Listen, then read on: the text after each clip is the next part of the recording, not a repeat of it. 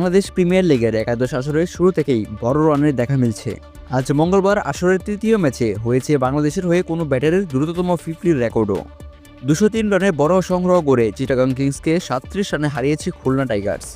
বিজয়ী দলটির হয়ে মাহিদুল ইসলাম অঙ্কন মাত্র 18 বলে 50 করেছেন। আর তাতেই টি-20তে বাংলাদেশের পক্ষে দ্রুততম 50 রেকর্ডে নাম তুলেছেন এই উইকেটরক্ষক ব্যাটসম্যান। এর আগে 2023 বিপিএল আসরে 19 বলে 50 করেছিলেন রংপুর রাইডার্সের রনি তালুকদার। সেটিও হয়েছিল একই বেনু মিরপুর শেরেবাংলা স্টেডিয়ামে। কুমিল্লা ভিক্টোরিয়ান্সের বিপক্ষে রনির করা সেই রেকর্ড ভেঙে দিয়েছেন অঙ্কন।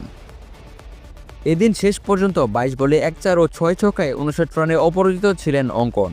তার রেকর্ডের ম্যাচে খুলনা টাইগার্সও জয় দিয়ে বিপিএলের আসর শুরু করেছে। শামীম পাটোয়ারির 38 বলে 78 রান ছাড়া চট্টগ্রামের পক্ষে কেউই কার্যকরী ইনিংস খেলতে পারেননি। 7 বল বাকি থাকতেই 166 রানে অল আউট হয় চিটাগাং কিংস। খুলনার হয়ে সর্বোচ্চ 4 উইকেট নিয়েছেন আবু হায়দার রনি।